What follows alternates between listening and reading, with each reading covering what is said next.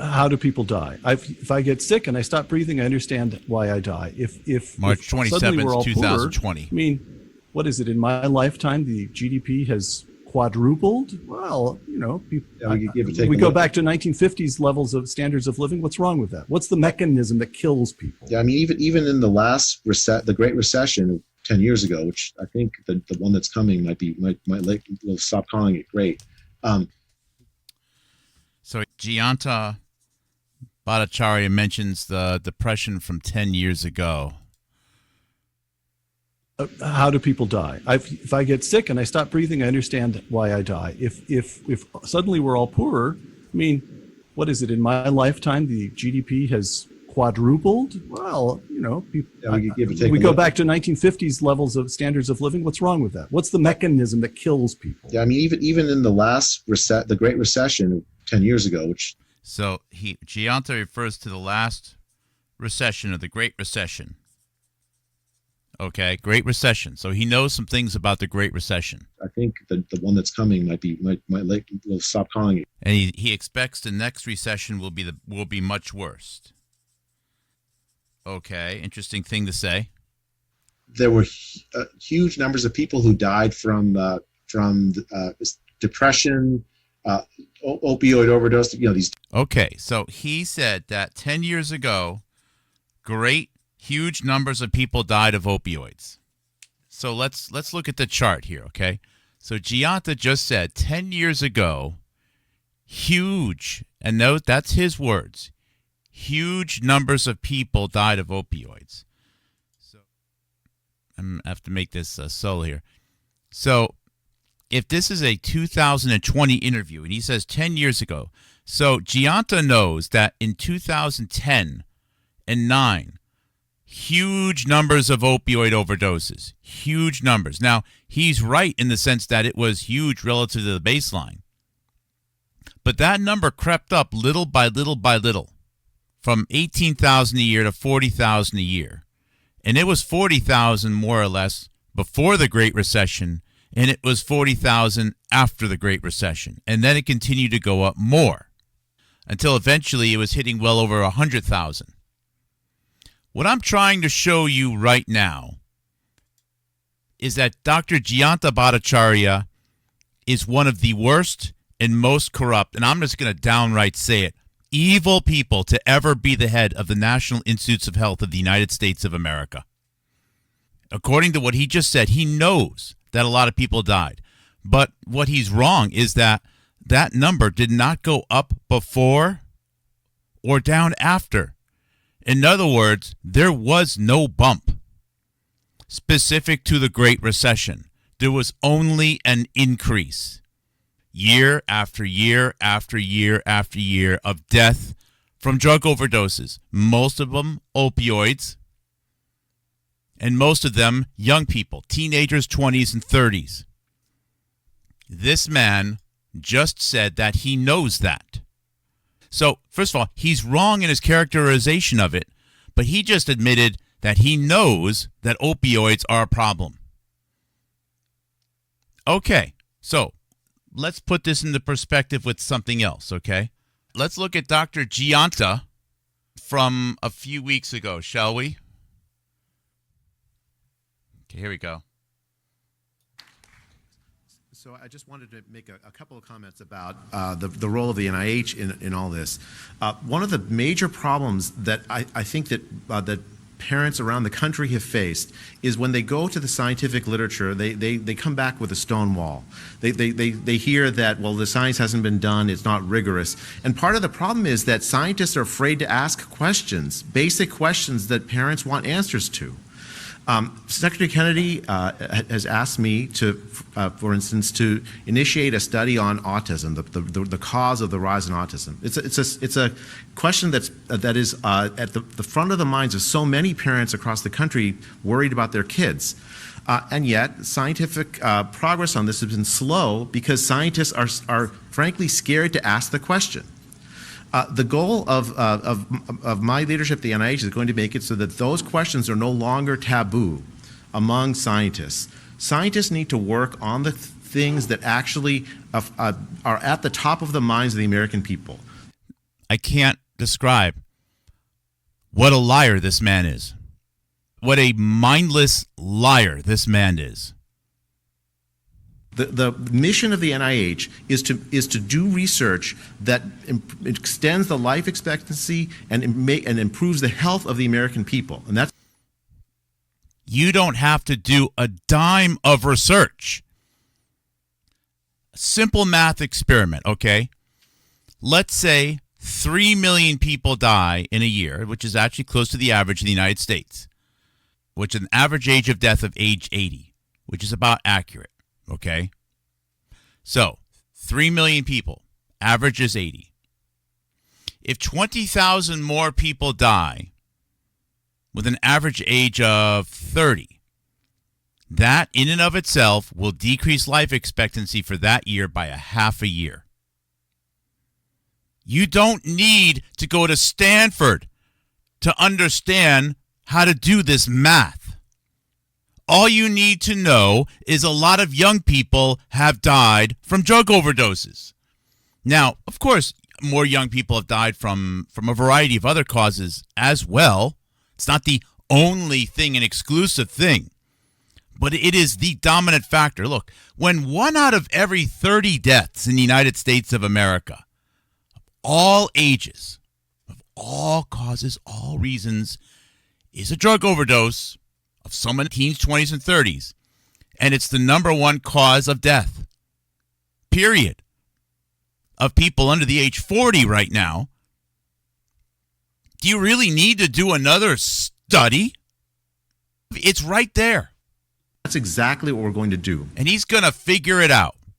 In other words, a foreign-born Indian from the country that just happened to give us all the evidence of where the virus came from, and is, as I suggested, actually some of the funding probably came in indirectly from the Robert Malone, Phil Felgner, whatever network.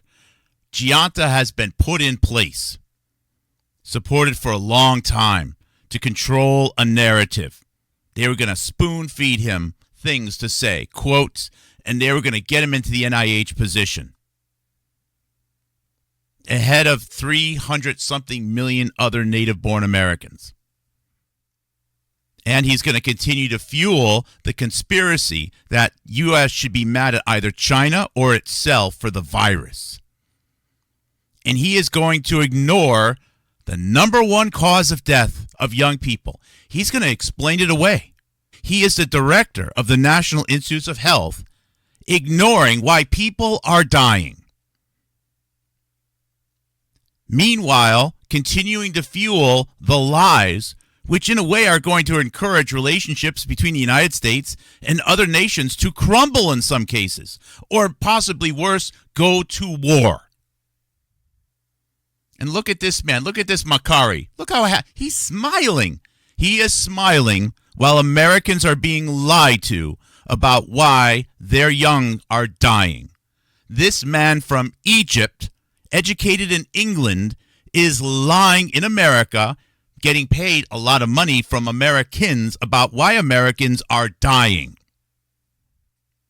And this man here is thinking, I don't know if he's thinking anything, Robert F. Kennedy Jr. I don't know what he's thinking at all. Since 2012, the United States has seen no increase in life expectancy, none. And it collapsed during the pandemic, and only recently has it started to come back up to. Bullshit. Bullshit, you traitorous ass. Let's go over here and look at that. You know what? Even the New York Times is more right than Dr. Jayanta. So there's life expectancy. What I want you to notice here, okay, is life expectancy was not really changing between 2000 and he said, what, no change. What did he say? Let's go back. What did he say specifically? Since 2012, the United States has seen no increase in life expectancy. No increase in life expectancy. Well, actually, 2012, no, life expectancy went down between 2012 and 2013 as more people died of opioids. Life expectancy went down between 2013 and 2014 as more people died of opioids. Life expectancy went down between 2014 and 15 as more people died of opioids. Life expectancy went down between 2015 and 2016 as more people died of opioids. Actually, 2017 and 18, it was a slightly down, okay? And interesting, in here, that was the only year life expectancy didn't go down. It didn't go down between 2017 and 2018 because there was no decrease in life, because there was a decrease that year in the number of opioid overdose deaths. And then it went back down again because there was a continued increase in drug overdose deaths. And then it went down a lot in 2019, because why? Many more opioid deaths. And then it went down dramatically. This chart doesn't even show it in 2021 because of the record number of drug overdose deaths. These aren't people who are 85 years old, doing crystal meth in the nursing home. These are teenagers and 20s and 30s. And we have a man from another nation, a nation which is more responsible for the pandemic narrative than any other nation. A man who is so deep in Robert Malone, I don't even know what his name is. I mean, he defends Robert Malone to the death because I think Robert Malone created a scenario as a narrative creator to put Jay Bhattacharya into this position. And when I stood in front of Robert F. Kennedy Jr., nobody else in the world has stood in front of Robert F. Kennedy Jr. with an open microphone and asked about the drug epidemic. And you know what his answer was? Judy Mikovits is a hero. You know why? Because he can't think. He's so damaged from past drug use. And he's so deep in his own Truman Show, he doesn't know what's going on anymore.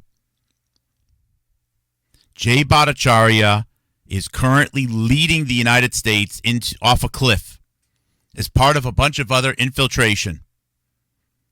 Our future is bleaker because of him.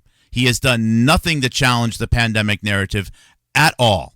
In fact, he only reinforces it, and now he's lying why people are dying. He's allowing deaths and data from drug overdoses to be used to create a suggestion in the history books that what the United States had was a pandemic. He is allowing the deaths of the young people in the nation that has given him a new home to be misattributed for the goals of other people. There's no forgiveness here. This man is a monster.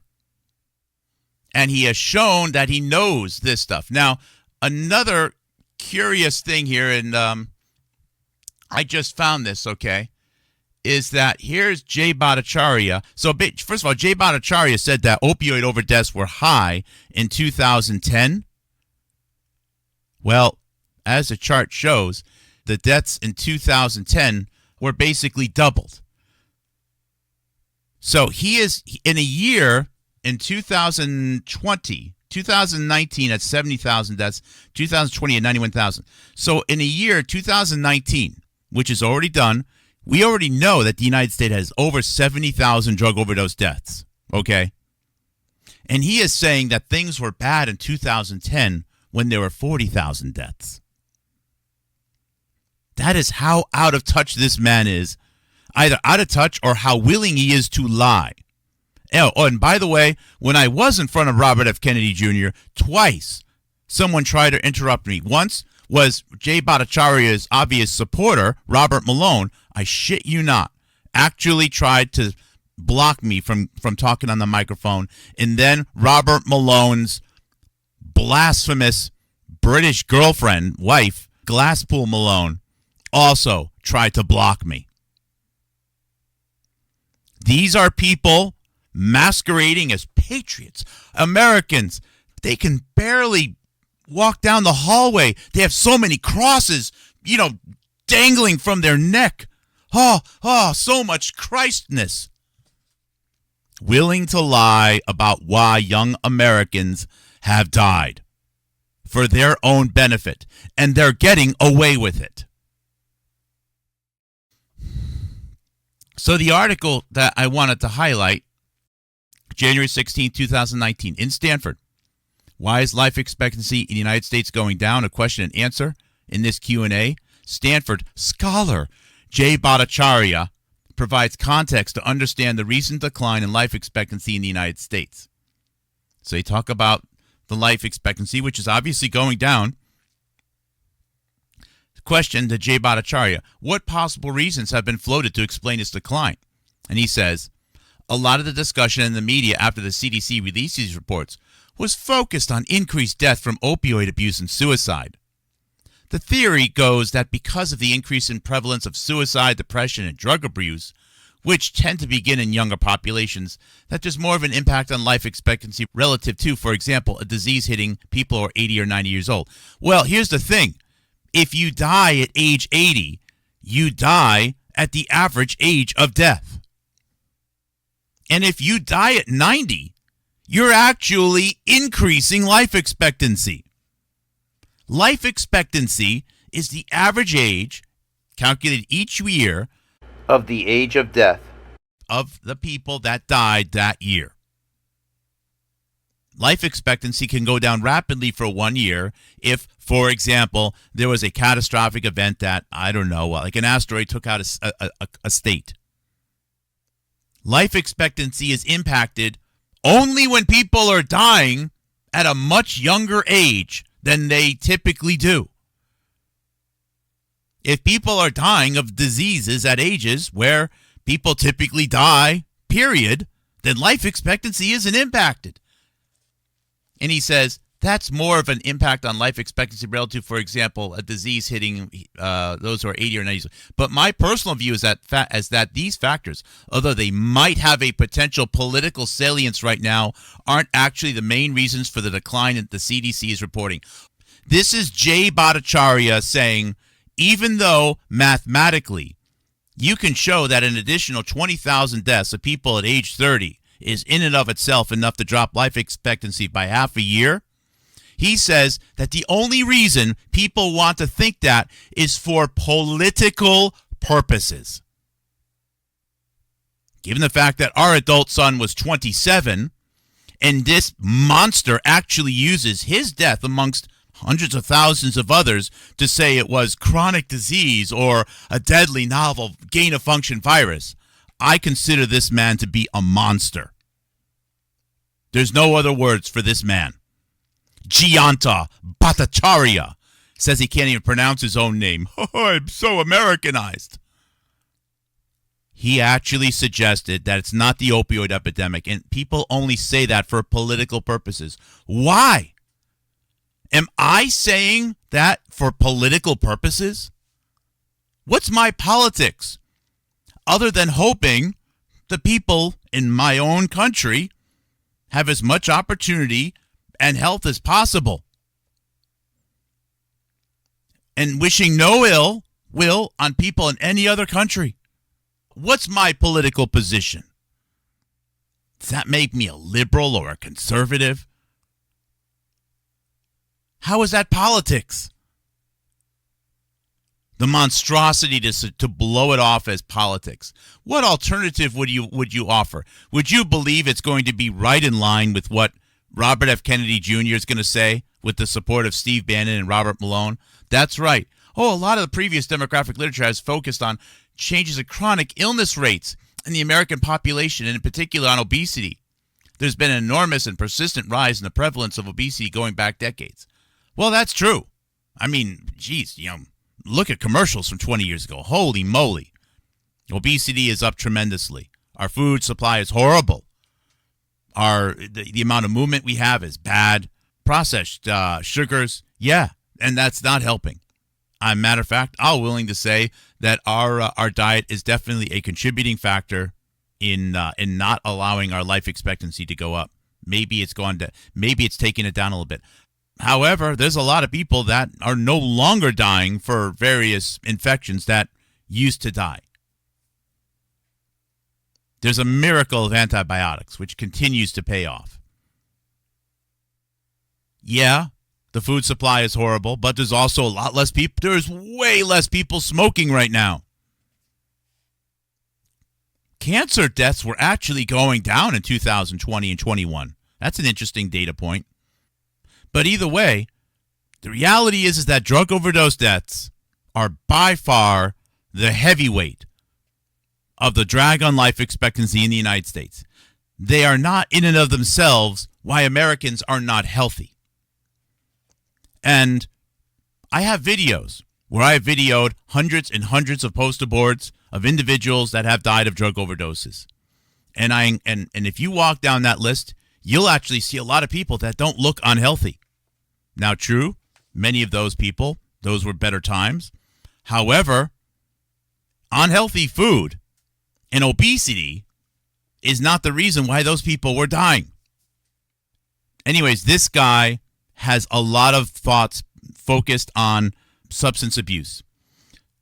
We also have a paper. This is from November 2006, the Gorbachev anti-alcohol campaign in Russia's mortality crisis.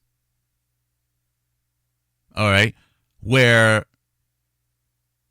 somehow back in 2006, Jayanta Bhattacharya was capable of understanding the demographic impact on alcohol consumption and economic output and ages of death in Russia. So, Jayanta Bhattacharya, don't give me this shit that you don't understand the impact of substance abuse, because you darn well do. You've demonstrated it. You've also demonstrated that you're aware or you're willing to throw out opioid overdoses once in a while, depending upon if it's beneficial to you. Like you explained away that increased deaths in 10 years ago from that 2020 interview was because of drug overdoses. And yeah, there were more drug overdoses relative to the baseline that year, almost twice as many. However, the baseline, as we already showed, was already going up before that year and continue to go up after that year. In other words, while there's possibly more suicides in that year of the Great Recession, there's nothing to show that drug overdoses changed because of the Great Recession in that year, other than the fact that more and more people were getting hooked on synthetic opioids, probably due to OxyContin. It's also noteworthy that there was going to be a United States Department of Justice but charges brought against Purdue Pharma in 2005 or 6 that curiously were dropped. It's almost as if Purdue Pharma was co-opted by the FBI and or the United States Department of Justice and told to keep doing business and keep making Americans addicted. And in the future, your company is going to get sued into oblivion, but we'll have your back and we'll be okay. It's almost as if Purdue Pharma knew that they were having a problem with more people becoming addicted to opioids. And right around the time people started to sue, the Department of Justice came in and protected Purdue Pharma, knowing that in the future they were going to make them the scapegoat. Knowing that in the future they were going to have to find a way to keep life expectancy low while more people were dying because of, the population pyramid and murder in hospitals. They were going to murder people in hospitals. They were going to add a few murders to the increased number of deaths that were being expected because of the population pyramid, but they were going to drag down life expectancy with an engineered drug epidemic. And they were going to pass this off as, well, I guess from now on, all of human civilization needs to be run by fear of pandemics, either from caves or from laboratories. That is exactly what had happened. And Robert Malone and his associates, Jayanta Bhattacharya, the whole Maha campaign, etc., are all right now in on making sure Americans don't hear about, 900,000 opioid-related drug overdose deaths in the opioid epidemic overall, and more than 500,000 in the last 5 years. 550,000 deaths, maybe 570,000 in the last 5 years. Out of a country of 300 million people, that means the drug epidemic has taken 1 out of every 300 people that were alive. There's never been a war the United States has entered that has taken so many lives, or even close to it.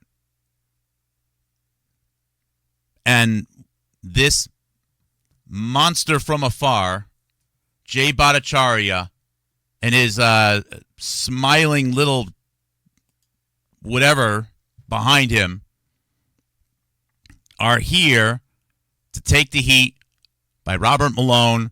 And Robert Malone, again, he has been working with that famotidine celecoxib trial with the daughter of a previous prime minister of India, who's a head doctor at some hospital in Beloit. And that's where Robert Malone is doing his, of course, one of his vaccine trials. And Robert Malone and Jill Glasspool Malone are huge fans of who? Oh, that's right, Peter Hotez, per their own blog post. And that's interesting because Peter Hotez, because if you look at this 2016 article, you'll find Peter Hotez in there. And Peter Hotez, this is a 2016 white paper that Peter Hotez wrote, basically showing that we need to take away religious exemptions to increase vaccine uptake. That's nice, isn't it? Doesn't that go along with the medical freedom message? Well, Peter Hotez co-authored that with someone else that wants to take away vaccine mandate, or I should say religious exemptions, Iran Ben-David.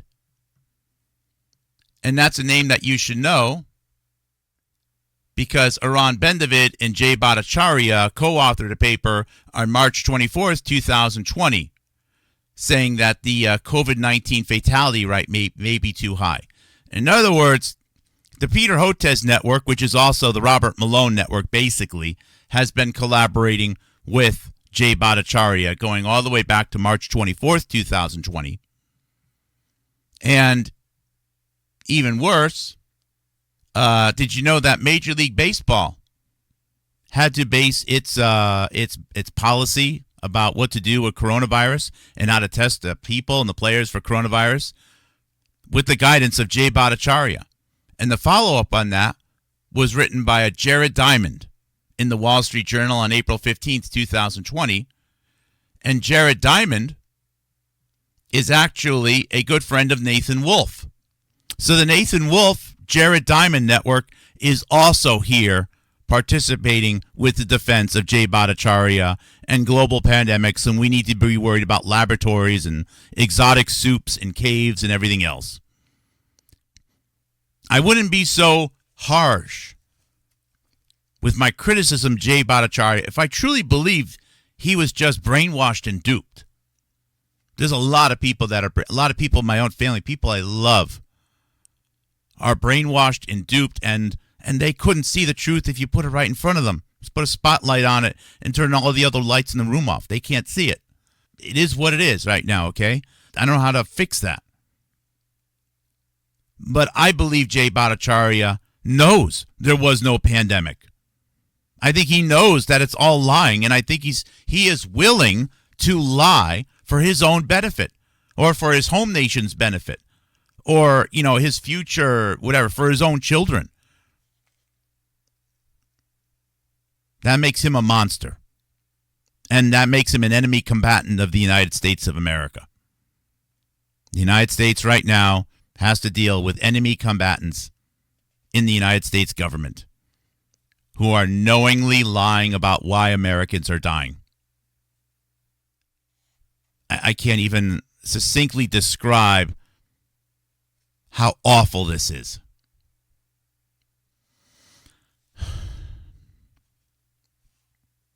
Thank you, guys. God bless the United States of America and all countries and all people that are seeking truth and are willing to also reflect upon what they can do better. In some ways, Jay Bhattacharya, the monster's presence in the United States government is in some ways my own fault. Because while I was busy doing other things, this happened. In some ways, he merely took advantage of an opportunity that I created, and we all created by being weak and falling asleep at the wheel.